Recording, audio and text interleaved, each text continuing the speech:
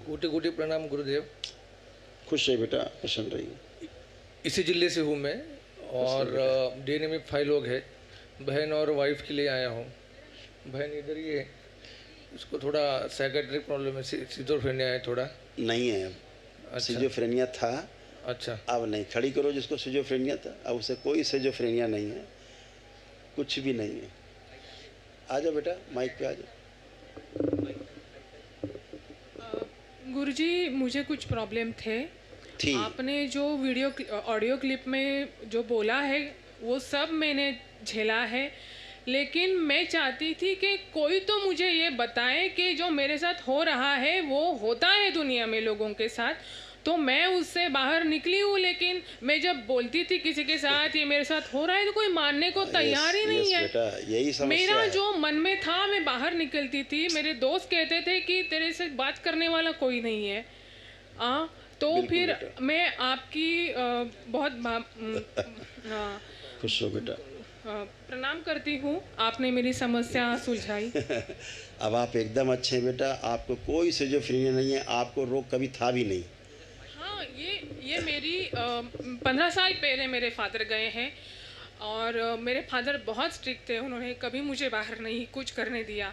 मैं उन्हीं संस्कारों में जी रही हूँ, लेकिन ये कोई समझ नहीं पा रहा। बिल्कुल बेटा, ऐसा ही था, क्योंकि कहते मुझे नहीं पता कि है, मेरे दोस्त मुझे कहते हैं जी, तो कहते हैं ना, जिसको जब तक स्वयं को कष्ट नहीं होता है वो दूसरे का कष्ट नहीं समझ सकता है ना। तो आप इसी प्रकार से जी रही थी कष्टों में। ये लोग नहीं, कि कोई नहीं समझ सकता, केवल हंसता है, या कहता नाटक कर रहे हैं, है ना, बोलेंगे नाटक कर रहे हैं। अरे वो काम नहीं करना ना, इसीलिए वो पड़े पड़े सोती है और ये करती। वो जिसको कष्ट होता है वो जानता है अपने कष्टों के बारे में। ये जो समस्या है मानसिक बेटा, ये दरबार की कृपा से एक दिन में ही नष्ट होती है। आप जैसे ही दरबार से जुड़े एक दिन में सब नष्ट हुआ आपका। हैं, अब लग रहा कोई आपको सिजोफ्रेनिया है? नहीं है, कोई भी नकारात्मक शक्ति नहीं बेटा। ये सब स्मृतियाँ होती हैं बाहरी।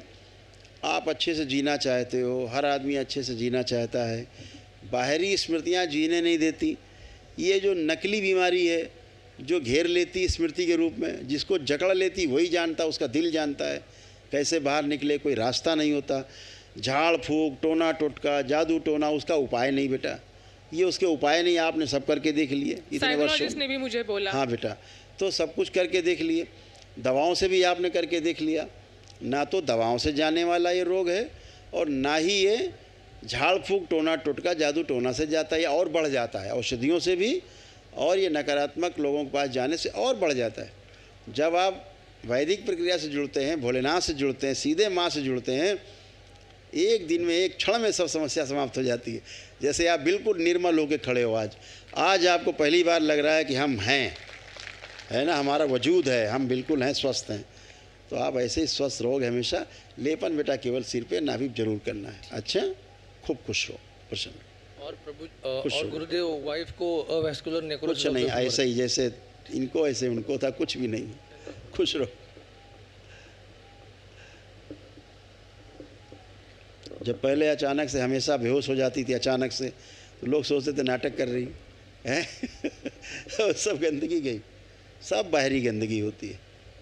हमेशा जिसके साथ ऐसा हो घर परिवार में, उसको अपने परिवार के सदस्यों के साथ हमेशा सहानुभूति रखनी चाहिए। पड़ोस में कोई ऐसा हो तो उसके प्रति सहानुभूति रखनी चाहिए कि वो स्वस्थ हो। हंसी उड़ाने से वो समस्या आपको भी हो सकती है, किसी को हो सकती है। तो कोई ऊपर से लिख के नहीं आया, उसके हाथ बंधे रहना, पैर बंधे रहना, लगता है कुछ कर नहीं पाएंगे, कर नहीं सकती थी, ऐसे उसका जीवन नरक था। और जहाँ जहाँ झाड़ फूक कराने गए समस्या बजाय घटने की ओर बढ़ जाती है। तो इन सब से हमेशा बचना है, सबको दूर रहना है।